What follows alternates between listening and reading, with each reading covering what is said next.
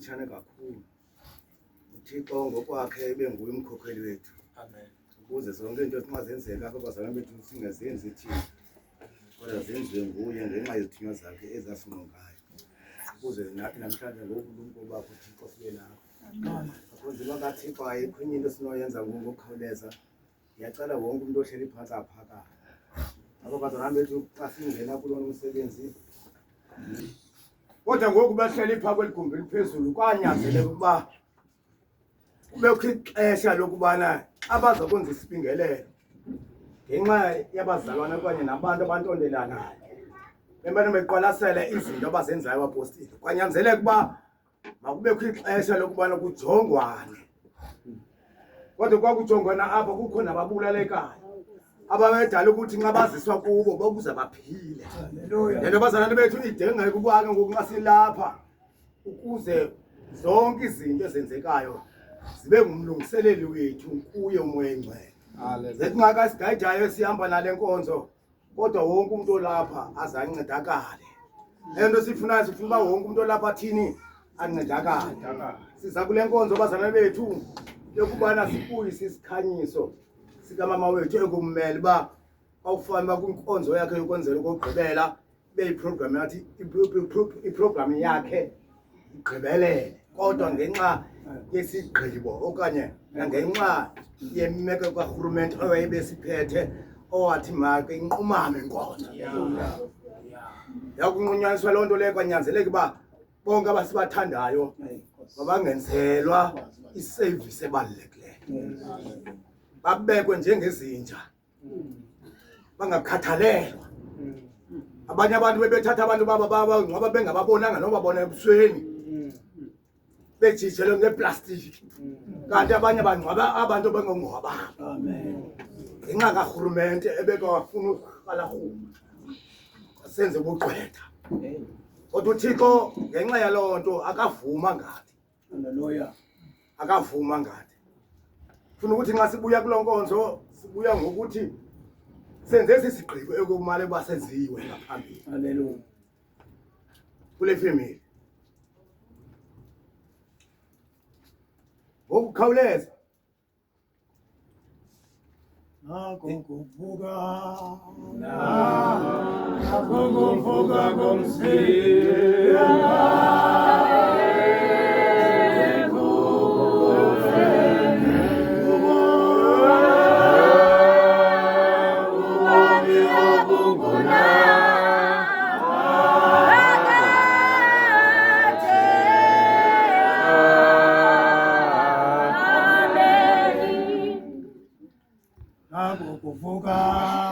eliphezulu.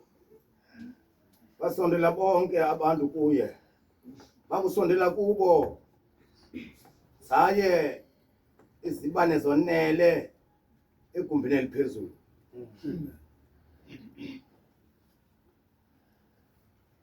Baba mnyama elizweni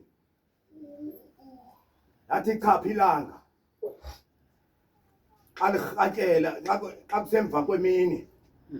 Kwanyanzeleka ukuba bathi bonke abangaqondiyo bazi ukuthi lo inene ibinguye unyana kaThixo. Ukukoza kwekhuselo phakathi esibingelelweni kwanyanzeleka ukuba bonke abantu bangabi ngolowo uya kwelakubo, babaleka phantsi komnqamlezo bebalekela kuba kwabo bamshiya eyedwa. Kodwa ukusondela kwexesha zabe izibane ezi zilulukhanyiselo, ngoba yena nguye ikhanyiselo lehlabathi. Haleluya. Kwanyanzeleka ukuba isibane esi bangasibeki phantsi kwesitya, basibeke esiphathini saso ukuze sikhanyisele bonke abantu. Balikhanya ngokunjalo ukhanyiselo lwenu phambi kwabantu. Haleluya. Waphatha umlilo ngesandla sakhe.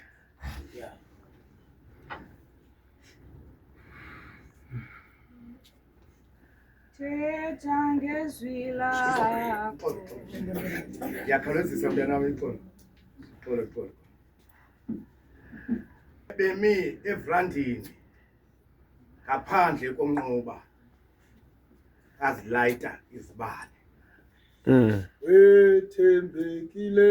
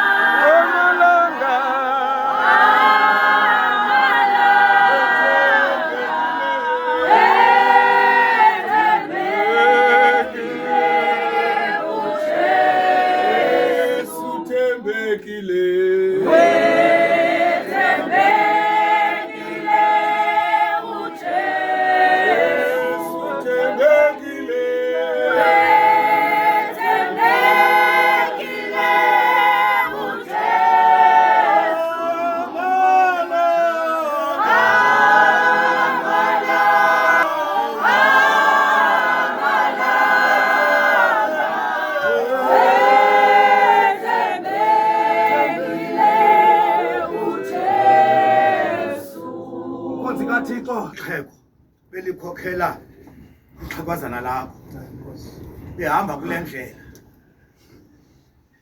kodwa ekuhambeni kwabo phambi kwabantu kanyanzeleka bahlolo behamba nabo abantu balayitela isibane zingacingi isibane sabo bazi ukuthi ukhanyiselo lukaThixo lihleli ngaphansi kobuso babo ilento ithi ekuphumeni kwabo ebukhobokeni wabonakala kubo emini elilifu ebusuku eligqange lomlilo ebakhaphela kwindlela ebhekisa ebomini okanye kulizwe ledini ngexesha benibulaleka nisindeka ngokuba umama emke ngesisaqube wangamandanga enhlizweni kodwa ngoku umbuyisa lamandla ebekaphunguka kuwo sibuyisa lamandla ukuze zonke izinto besenzeke kuni zelithi kukuyo yonke into yenkumbulo kodwa nazi bana inene umama indlela ebeyihamba zangiphelele ekhaya